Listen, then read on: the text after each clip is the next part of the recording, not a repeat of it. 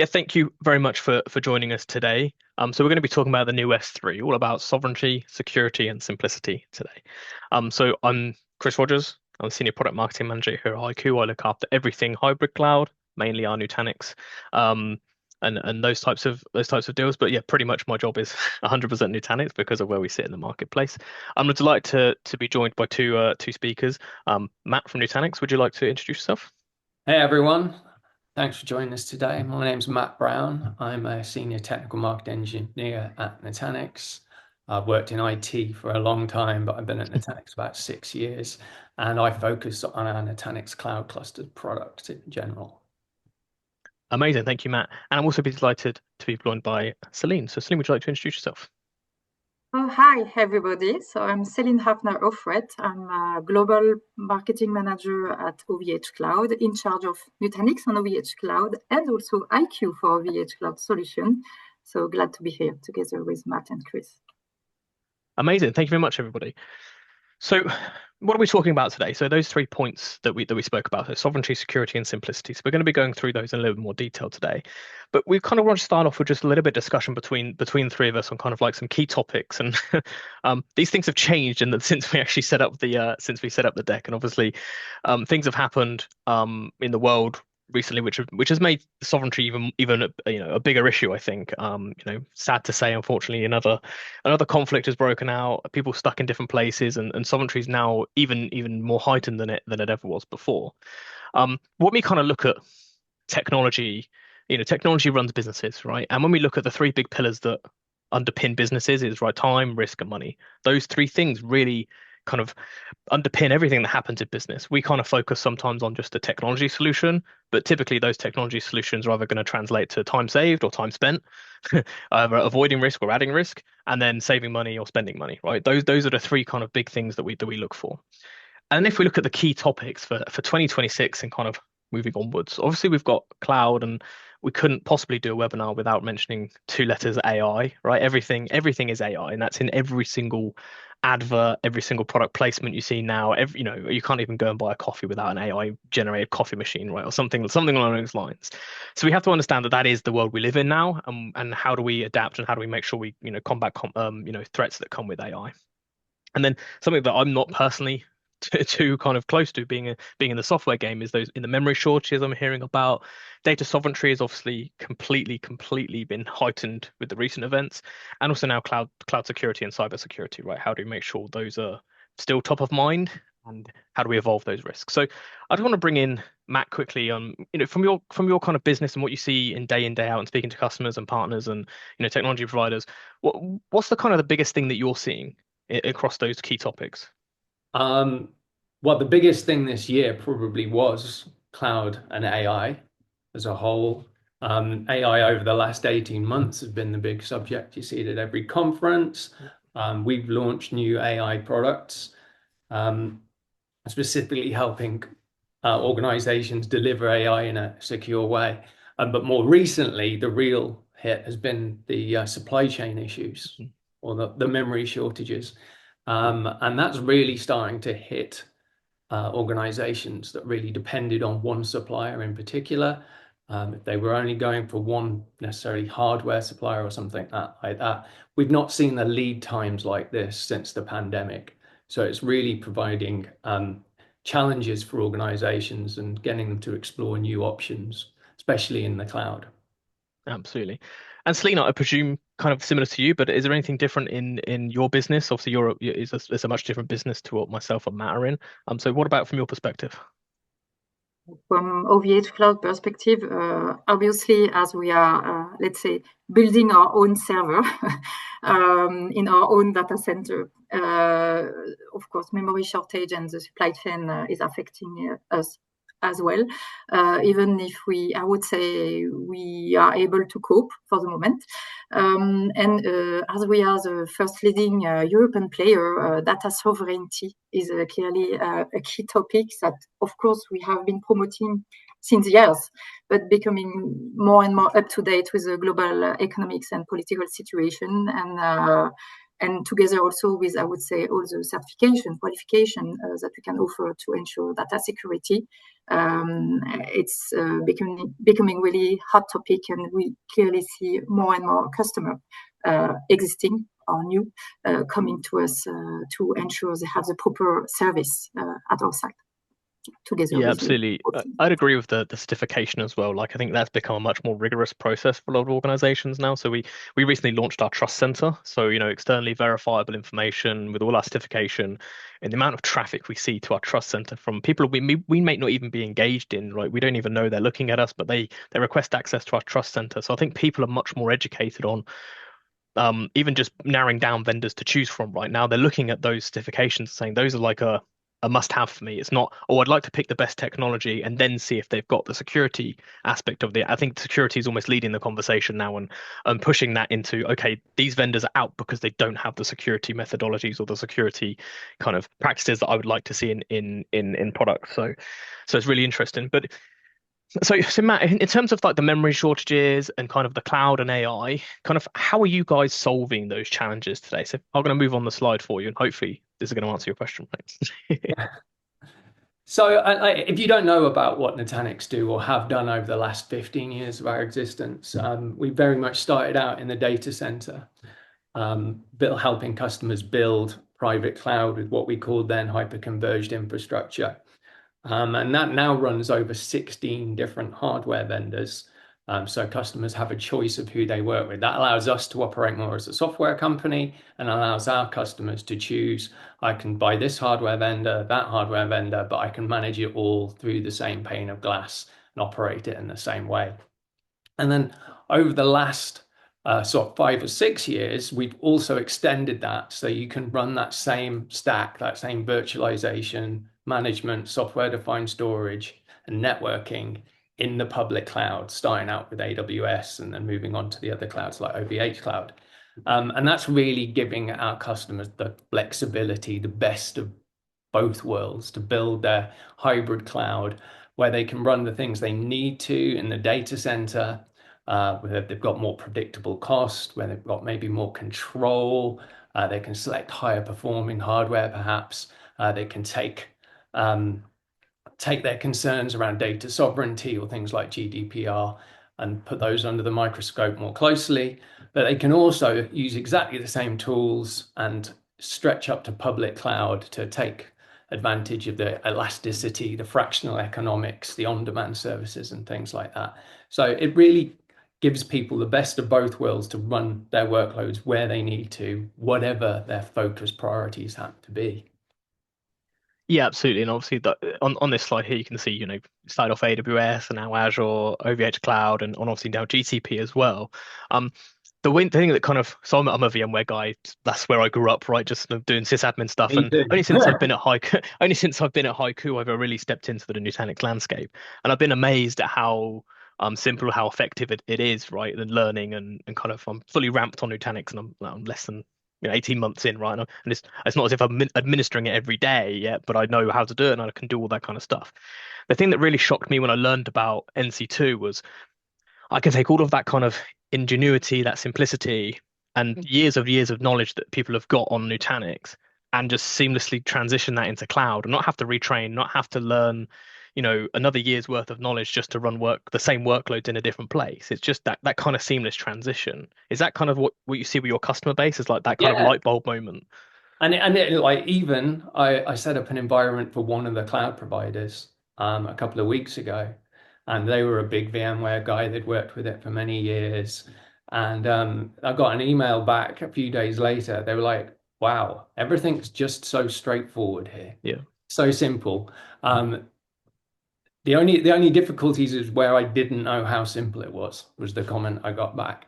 And so when you move in that kind of simplicity, that straightforwardness into running even just one cloud, if that's your strategy, that really makes things very seamless to transition and take people from being a sort of private cloud administrator or even a VMware administrator and allowing them to do their jobs up in a selection of public clouds.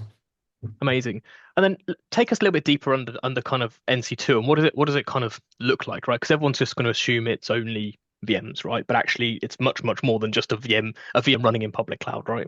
Yeah, and what NC2 is, Nutanix Cloud Clusters, is that actually in essence just a deployment mechanism and management mechanism that allows us to deploy our core virtualization, software-defined storage and management stack across the different clouds.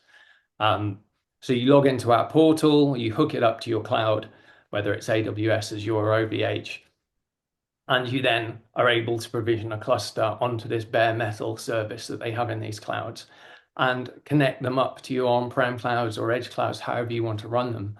And the Nutanix stack contains a range of different services that you'd expect from a cloud platform.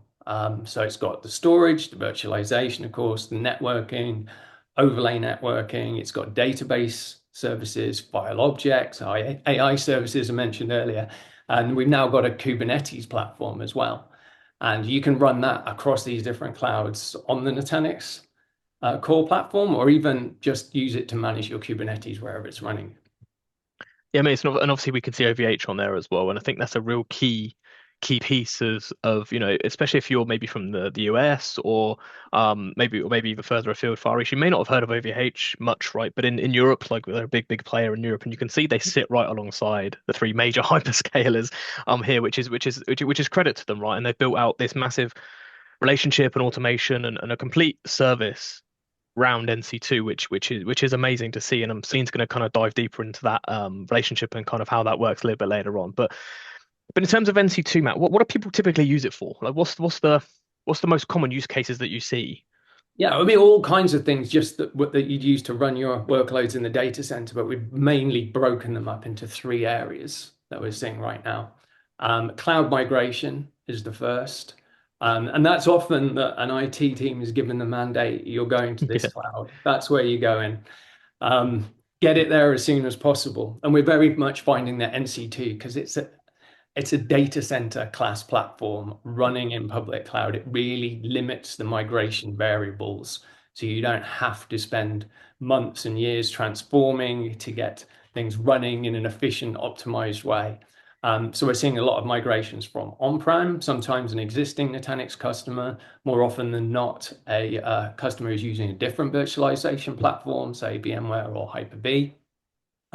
We're also seeing within cloud migrations, particularly last year, there was the announcements around VMware Cloud on AWS. That changed a few things for some customers. And so a lot of them have seen NC2 as a similar architecture, but running within their cloud account that gives them more control. So we're seeing a lot of migrations like that. And because we've got our Move migration tool and integration with other products like HYCU that can really help streamline those migrations. Absolutely. The other thing we see a lot of is just data center expansion. So when someone doesn't have space in this data center, or maybe they have supply chain issues and they can't get the hardware right now, they might go to a cloud like OVH and run for possibly a few months or something like that until they can sort out what they're doing on the data center. But it might be more that they're using a cloud provider for seasonal expansion. Say they're a logistics or retail company. Certain times a year they might get really busy, so they really like to ramp up, and then they can shrink that back down during the times of year when they're a little bit quieter. But perhaps most relevant to a HYCU webinar, I think, is the disaster recovery use case, right? That's really good because often you're able to just spin up environments on demand for disaster recovery. If you can launch your DR site in a matter of hours, that means you don't have to pay for a second environment running all of the time. Yeah. And you don't necessarily have to pay then for the management tools and other things to go on top of that. So it can really save a whole bunch on your DR strategy. Yeah, it's that kind of like hidden burden, isn't it? Right, of the secondary site, but it's kind of like out of sight, out of mind to a degree, but then it still needs monitoring, maintaining, licensing, and all those types of things. Whereas if it's on demand, ready to go, it's fresh, it's built, it's patched, and it's every time it's going to be the latest version because it's going to be matched to what you're deploying on prem and all those types of things. So yeah, it does really make a massive difference. Yeah. Selena, do you see this a similar kind of use case when your customers are coming to OVH? Are these kind of the biggest things that you're seeing from customers and saying, "Hey, can you help me with these problems?" Yeah, definitely. So NC2 on OVHcloud, and I will detail a bit more just right after, is like meeting expectation or similar use case. Number one, of course, cloud migration, as we are a cloud provider. Disaster recovery, because we are able to offer on multiple geographies worldwide. So not only, you can cope and you can do hybrid cloud strategy. That is, I would say, the core of what we are all doing together with Nutanix and HYCU as well. And about elasticity on demand or data center extension, we call it as well.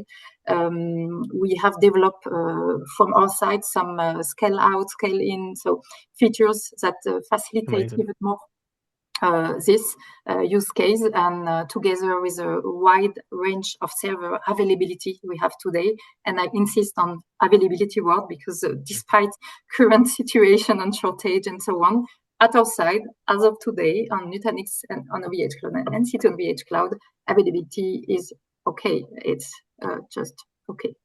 So Yeah, I heard some stories from friends in the industry that like Azure UK South is like absolutely chocker, and they can't get any expansion capability for a little bit of time, right? So having data centers and different strategies, and that's again the beauty of NC2, right? You don't have to pin on Azure. You could come to OVH, and then you could go to a different data center on OVH, or you can pin out to, you know, you've got all these different options because you're using the same technology stack. You're not just limited to like, oh, I can only use this because my team know how to use this, right? My team know how to use Nutanix, therefore they can go anywhere, almost anywhere in the globe, right? That has presence, which is kind of an amazing thing.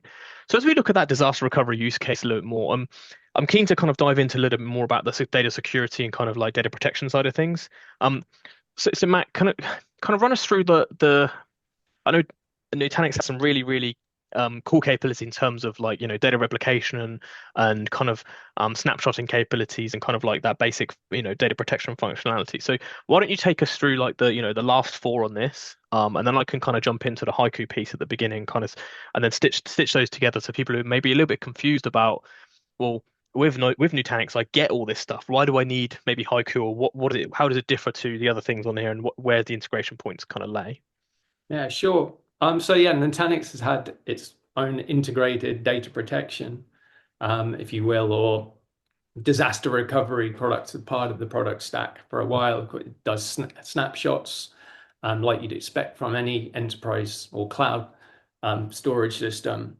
But we're able to replicate those snapshots, or indeed do synchronous replication between Nutanix clusters. You can see here we've got the sync rep, the near sync, the async all lined up there, as well as some specific HYCU integrations that allow you to back up from those sync copies. We're able to do these across multiple sites as well. So you can have, say, sync rep going to one location and maybe async going to another. More recently, we've also set up so we're able to send snapshots to S3 buckets. That's a fairly new technology. We're able to send them to like AWS through S3. We're going to be able to send them to OVH's S3 object storage servers very soon as well.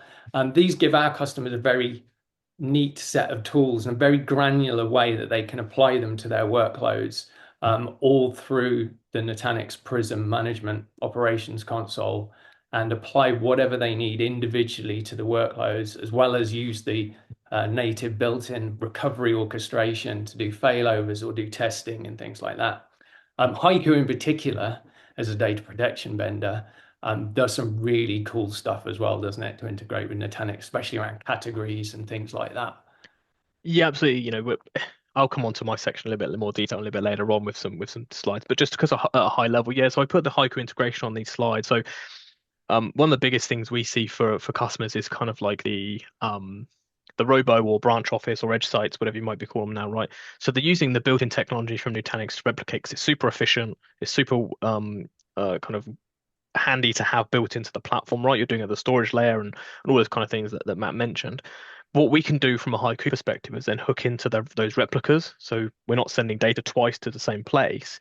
We can then hook into those replicas and just back the replicas up, right? So saving bandwidth, saving costs, saving time, saving resources, all those types of things. And then from the HYCU point of view, we add a layer on top, right? So this is all built into Nutanix, and then you can purchase and run HYCU alongside. And that gives you kind of like, I'm going to say the more advanced features, but kind of things like the malware, full malware scanning on virtual machines, right?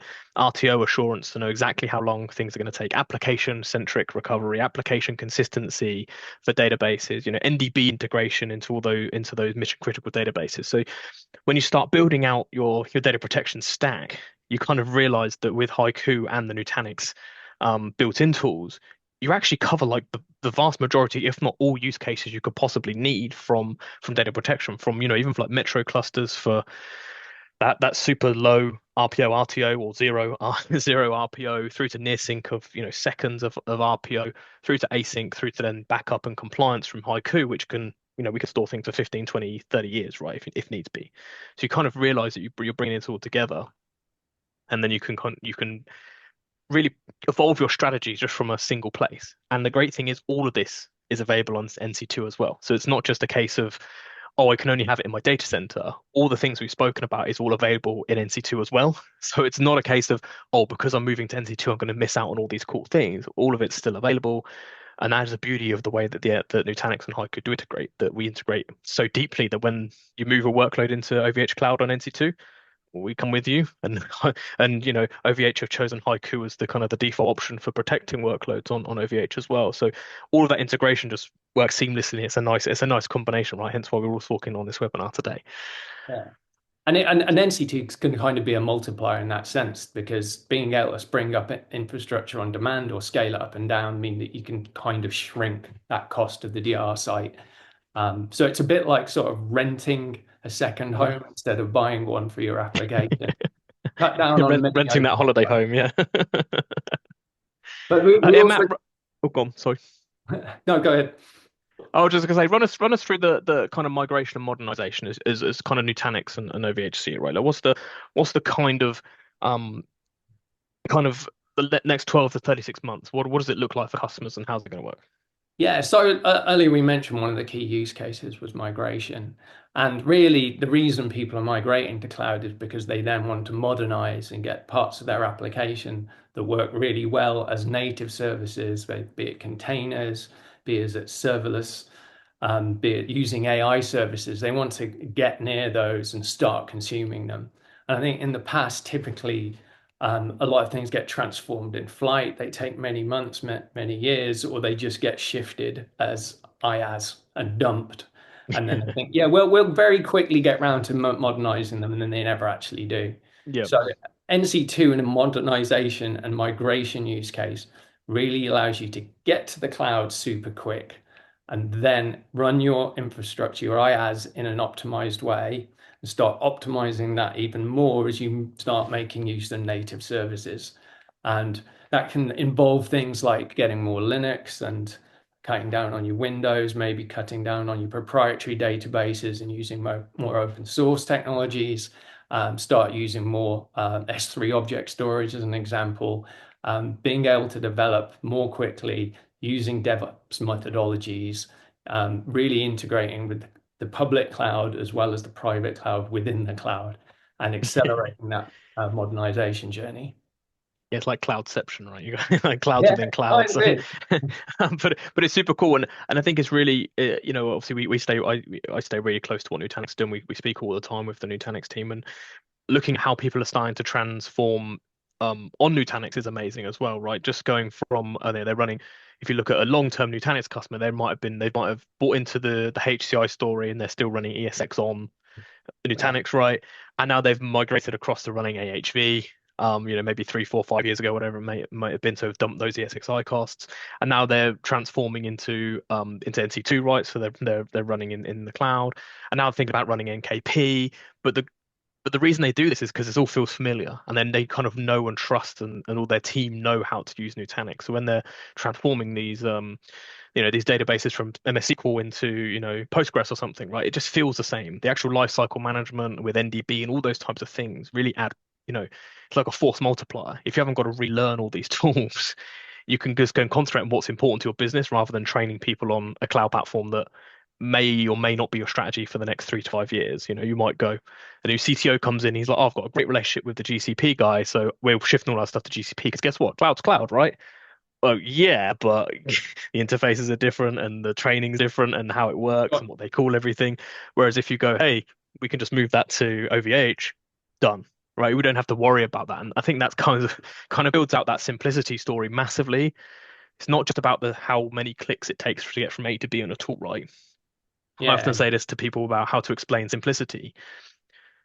A map can be simple if you know how to read it, but a sat nav is easier because everyone can read it, and that's kind of like the thing. It tells you exactly what you need to do, and that's why HYCU based its UI on what Nutanix does, right? Because it's the most intuitive UI in the marketplace. So it's super simple to understand that you can just log in as someone who's never seen it before and figure out what you need to do.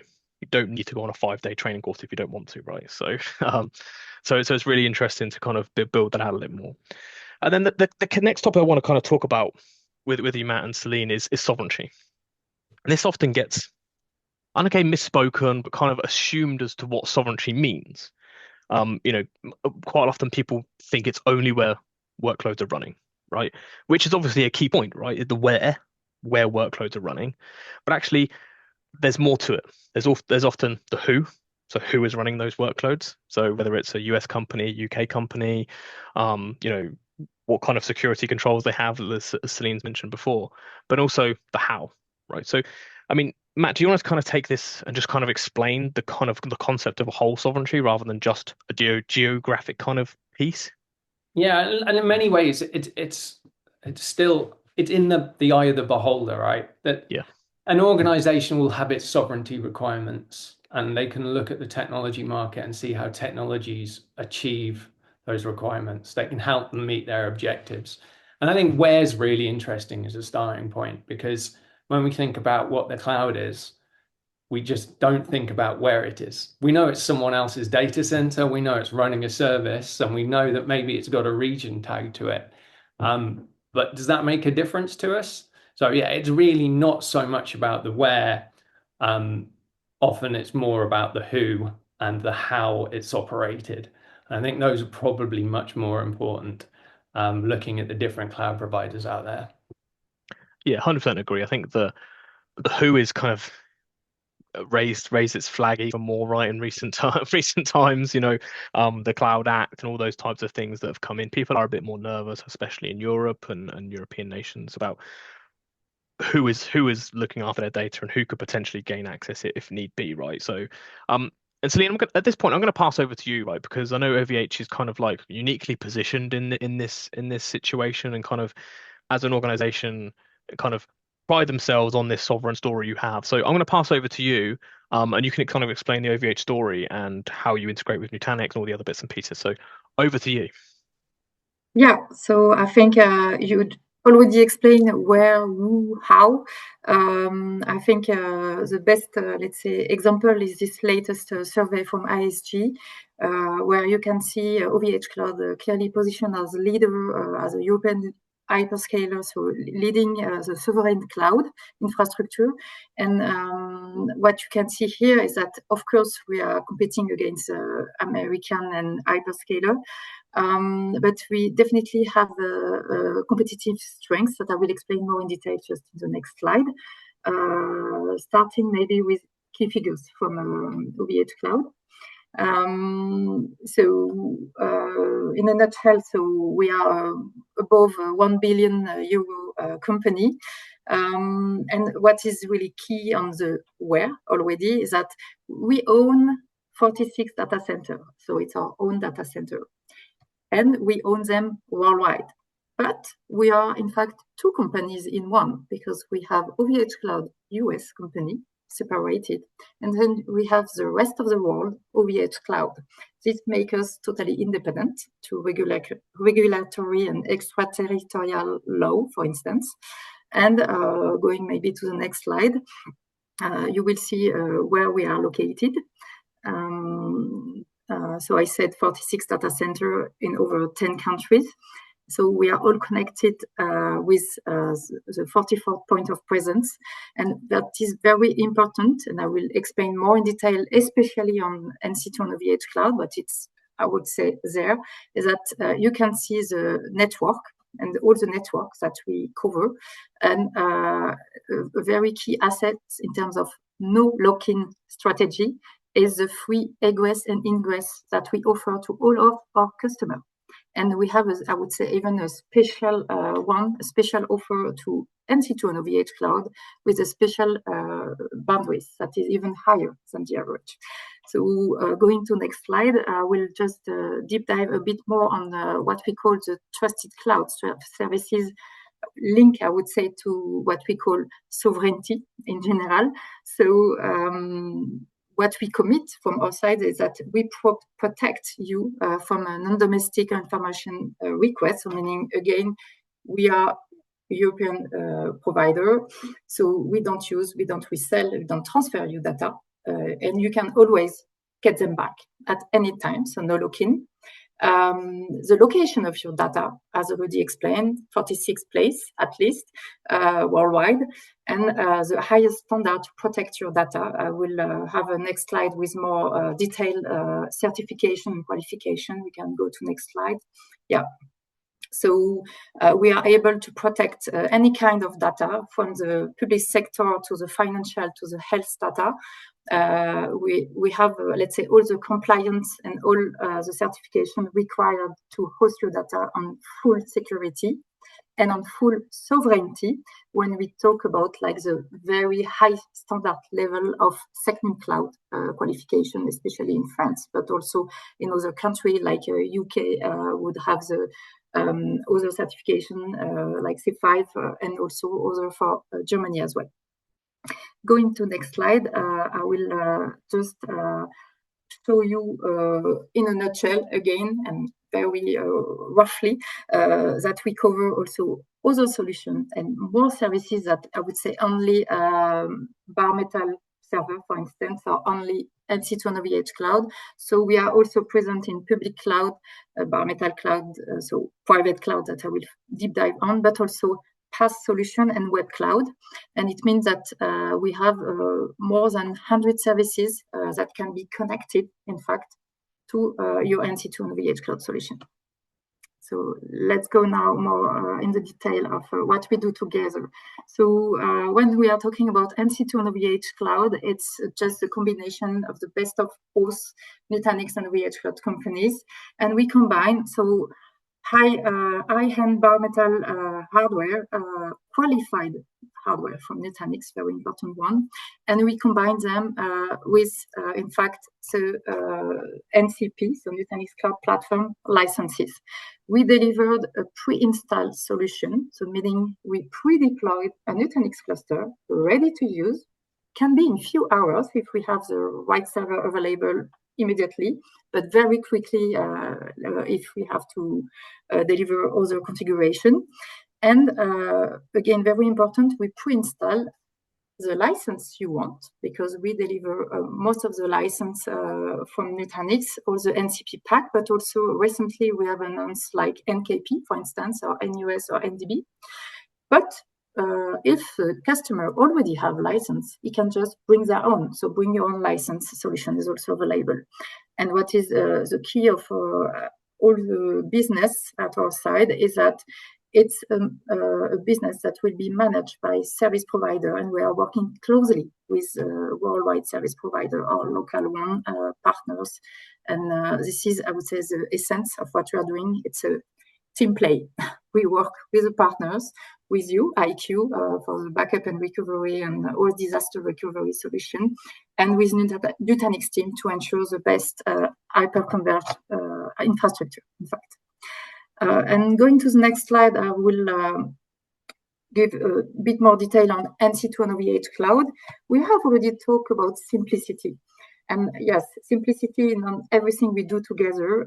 So we move faster and really easy migration. And we can claim that we gain up to 60% time saving when we migrate together. Also, in terms of confidence, definitely, I've already mentioned about all the qualification and certification, but we have our own server, like we have built them on our own data center in Europe. So when we talk about sovereign European infrastructure, we are there. And of course, it's a long-term strategy. We work not only from now, but for later as well. We can ensure a full, I would say, support and services on a flexible hardware that we'll be able to provide, I would say again, right now, if needed, but also in the future, because we're already working on next generation, and we were mentioning about GPU and AI strategy as well. This is the next use case that maybe we have not mentioned today, but we will be mentioning in few days and months from now.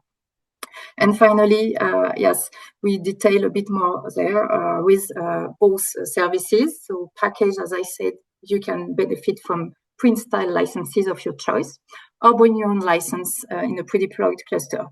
I would like to insist then on a free asset. It's a free egress and ingress boundaries that we offer to our customer, up to 10 gigabytes. This is very important, but also the anti-DDoS protection in terms of security, and all the other like private boundaries up to 50 gig. Going to next slide, I will then detail just where we are located in terms of NC2 and OVHcloud, but because yes, we have 46 locations, but we have selected one of the major one to deploy NC2 and OVHcloud together. So mainly in Europe, but also in Canada and in the US, and recently also in Australia. And it means that all these locations and everywhere you benefit from the same qualification and certification. So some are local, some are more global. And finally, going to next slide, NC2 and OVHcloud will, as I explained earlier on OVHcloud global overview. So NC2 and OVHcloud is also allowing you and any customer to also connect with other compatible OVHcloud services. So this is only a selection. This is not only 5, but I wanted really to highlight what is the most important for 3 use cases. So yes, HYCU for OVHcloud for more like disaster recovery, together with object storage services that we have at our site. But also we have many services that are certified by HYCU, by Nutanix, to benefit from a really, I would say, simplicity again, and really synergy between all of 3 of us. And then you have additional services on security, like key management service, for instance. I think this is a good transition now, maybe for Chris to deep dive a bit more on what HYCU can offer in detail. I let you. Absolutely. Thank you, Celine. Great for that. Clark, I can see you've raised your hand. Unfortunately, I don't have the ability to unmute you. So if you could pop your question into the Q&A or the chat, we'll make sure we get to that. But yeah, I'm sorry, I don't have the ability to unmute you. I don't have the powers. So yeah, pop your question in the chat, and we'll get to those at the end. We'll make sure we have time. I'll speed through my slides, I promise.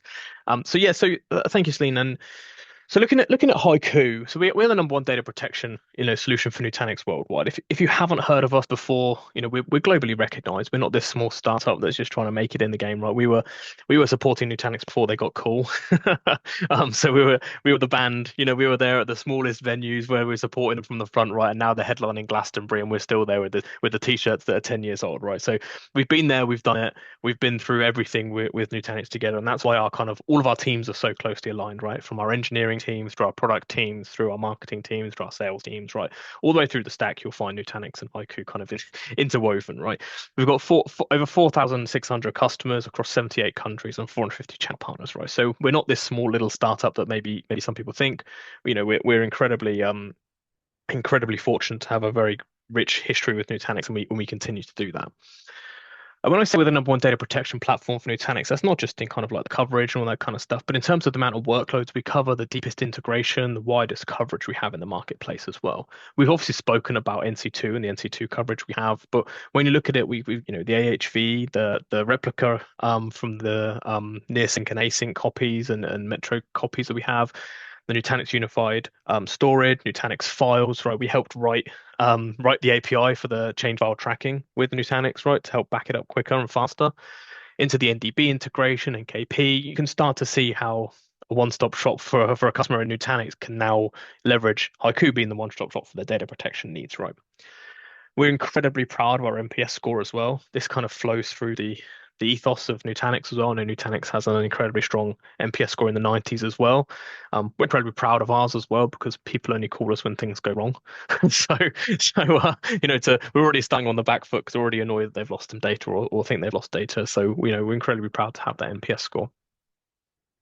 And then when we look at the HYCU platform, right? This is the HYCU cloud platform, or Resiliency Cloud, if you want to know the full name. But it gives that total coverage. So when we're talking about Nutanix today and NC2, but as we kind of mentioned and Matt mentioned earlier, people are on this modernization journey. I don't like transformation because I think digital transformation was about 10 years ago, and we're still on this digital transformation journey, right? But this transformation of workloads, right? So people are moving to the cloud, they're moving to NC2, they're moving and changing into modern workloads, into SaaS, into PaaS, into serverless workloads, right? We have a complete coverage across that stack as well. We're incredibly strong in Nutanix, and we'll take every single Nutanix workload you have. But we also understand that Nutanix isn't the only workloads that modern organizations are running, right? They are running Microsoft 365, they are running Okta, they are running Entra ID, they are running all these other places. So you can have one place to rule them all from, which is the HYCU platform. And then if we kind of deep dive into the Nutanix piece with HYCU Cloud. First of all, we discover your applications. We have a patented agentless application discovery tool. So it goes out to your Nutanix infrastructure, shows you what you're running, shows you what databases you are, Exchange, Active Directory, SQL, etc. Then you can protect them better, right? We obviously do backup and recovery. We obviously do disaster recovery. We're a data resiliency company. It'd be silly if we didn't, right? Then we start looking at things like cyber resiliency. So we can actually do full malware scans of AHV machines and Nutanix files as well, right? So if you're running Nutanix files on AHV, we can scan those using YARA rules and make sure there's nothing nasty hiding inside of those backups. So if you did need to recover, you've got that confidence that it's going to be clean and going to be validated. And then we look at the mobility and migrations. We can then migrate across. Sorry, I had a question come up. We can then migrate across these platforms as well, right? So across from OVH into NC2, from GCP native into Nutanix, then across into OVH NC2, from VMware across into here, from physicals into there. You kind of we're flexible in terms of into where you can and can't and migrate across. And we've got long-term retention for compliance needs, security and compliance, like we're FIPS 140, SOC 2 Type 2, and we're the only data protection vendor with a DISA STIG. So if you're not familiar with that, that's the defense agency in the USA has certified our software to be able to run on in military scenarios. So incredibly secure solution, and all of that, and it looks exactly like Prism. Not exactly, but we based it on a Prism-like design, so there's no learning curve for people who are using Nutanix today. And then our principles. We need it to be simple. It has to be simple, right? Easy to maintain, use, and deploy. And that's one of our ethoses here. It can't be a 6, 7, 10-day training course to deploy and run HYCU, right? I've had POCs run and people have been up and running with HYCU in less than an hour and backing up workloads, right? I'm sure Matt's probably had experience with his customers. Very easy to be able to deploy. It kind of works with Nutanix, right? It's just the way it goes. And then deeply integrated, right? We've kind of mentioned some of the workloads or most of the workloads, but it's not just integrated into it backs it up, right? It's integrated into more things than ever before. So NDB, for instance, being a key one, people running mission critical workloads. There's some nuanced things inside of NDB that if you truncate SQL logs, for instance, on an NDB machine without Nutanix knowing about it, you can cause problems in production, right? Because they're using them for time machine. All these little details that if you didn't know about it, can cause problems. We make sure at HYCU we know about those problems and don't serve them back to you. We don't allow you to screw up your data protection, to screw up your production environment. There's zero impact. We integrate at the API level, so there's zero impact. We are seamless to deploy, seamless to run, seamless to maintain. So it helps us get that NPS score. We are secure. Everything's immutable if you need it to be. Always off-site, completely isolated, with that malware scanning, with the R-Shield protection as well. Completely scalable, incredibly easy to scale HYCU, like it is Nutanix, right? You kind of go on the same ethos. You can either go out or upwards depending on how you want to do it, but it's always the same components. You're not adding like a different proxy or a gateway or something like that. You're just adding the same component again to scale.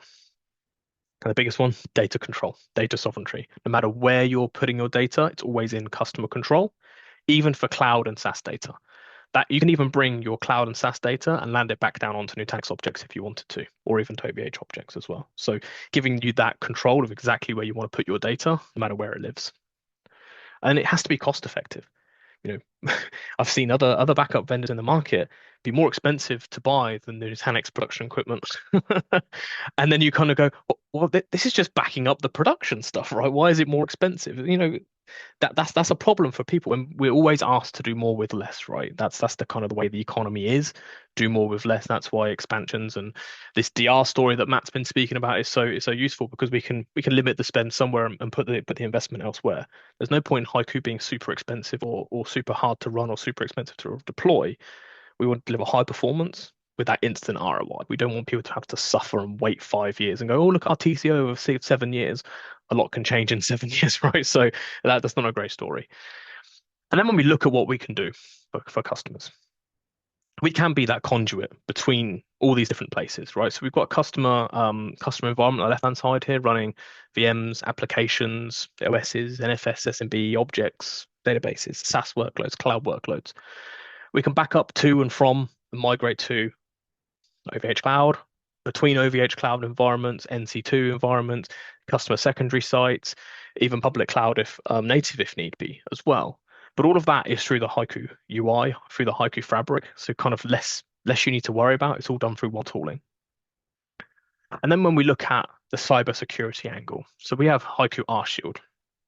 Very simple, complex. It's not a separate product. It's not a SKU you have to purchase. It's not something that's kind of built. It's kind of built from the ground up. It's in our roots. It's in our DNA. So it's a built-in cyber resilience fabric for HYCU, and it's always protected, always observing, and always ready.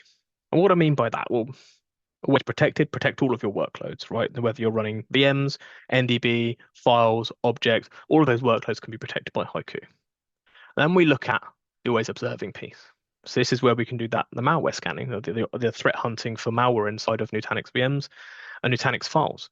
And in one UI, inside the HYCU UI, you can see whether your backups were last successful, whether they've been independently validated, so spun up and make sure they work, what your RPO and RTO are going to be. So yes, RTO as well will give you a live view of what your recovery time objective will be. And you can see whether they've been scanned for malware, and you can see if they've had any anomalous activity. So from a single place, you'll be able to go in and be confident in your recovery process and know that when you're recovering data, it's clean, validated, and you recover it in the time frame you need it as well. So that really is that kind of assurance across there. And I'm going to kind of show you a little bit more about that RTO assurance, because I think this is really cool. This is one of the features when I started at HYCU 18 months ago. Someone showed me this, oh, we got this thing. And I was like, whoa, go back a second, go back a bit. I've come from the data protection world. I've lived it for a long, long time. And this is quite unique.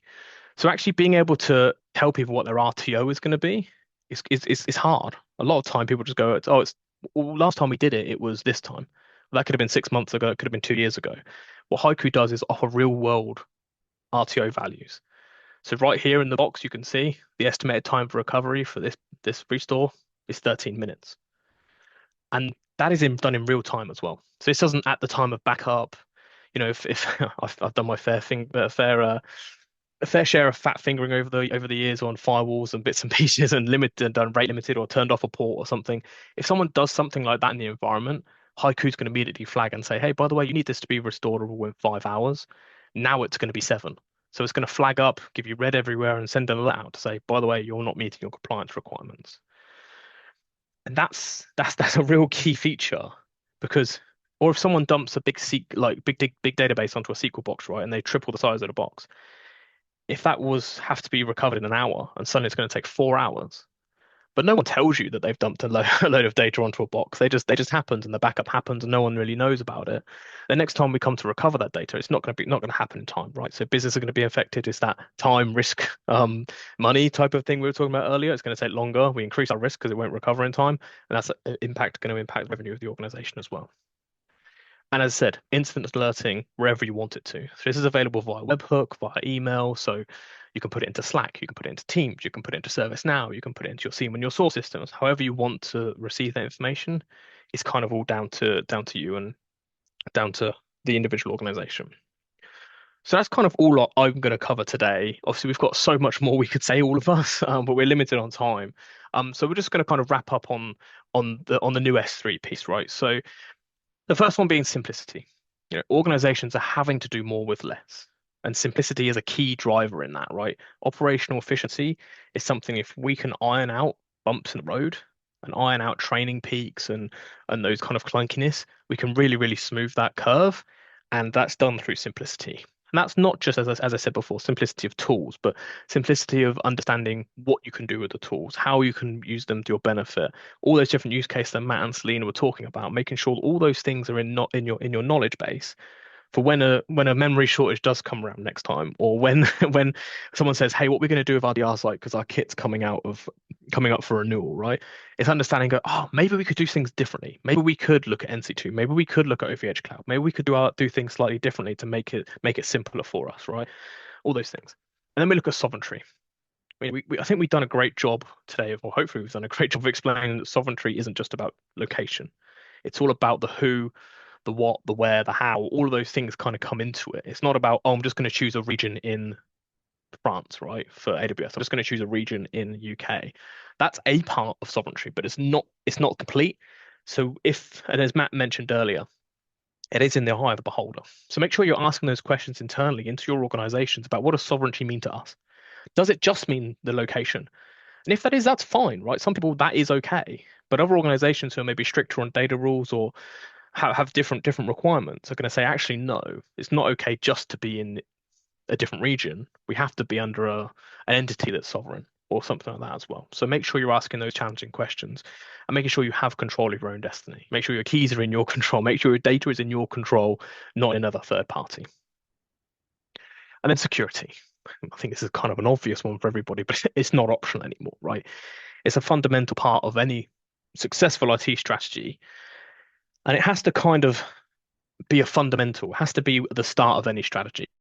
Across the modern data estate, everything is so disparate and in different platforms and in different places that if we don't have security across the stack, completely damaged, attacked, right? Those things are going to happen. So we need to make sure we have that. And what I think the three organizations do bring is those three components together, right? The simplicity piece, the sovereignty, and the security. We could probably do a whole hour on those three things just for OVHcloud, those three things just for Nutanix, and those three things just for HYCU, right? So I'd really implore you to kind of look at the other assets that are available out there and explore Nutanix, explore OVH, and explore HYCU a little bit more. And there are a few workloads here and a few kind of extra assets that you can see. Feel free to scan them. I'll leave this slide up now, and we'll look at a couple of questions from the chat. So if you do have any questions, feel free to pop them into the chat right now, and we can answer them. So, we've already got some. So someone's been busy already. So let me read out a couple of questions in case people haven't seen the chat as well. So regarding LATAM, especially Brazil, do you have something on your radar? So Selena's kindly answered, NC2 and OVHcloud is available in LATAM through our Americas team and through our Canadian DC Montreal as well. So thank you very much for that. Do you offer backup to OVHcloud for customers using Nutanix with HYCU in Poland? Yes, HYCU is available. HYCU for OVHcloud is available in Poland as well for all Nutanix customers. Thank you for Celine for that one. And then again, the same question about Brazil, and Selena's we're planning a local zone in Sao Paulo as well. So that will be coming. So keep an eye out for this space. And then we got two more questions. So I see you support hyperscalers and OVHcloud for S3 storage. I'm curious, does HYCU and NC2 support Wasabi cloud storage?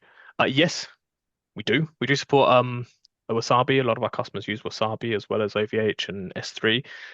Typically, it's kind of a customer choice, right? We also support Nutanix objects, and we talk, loads of other places where we can store data as well.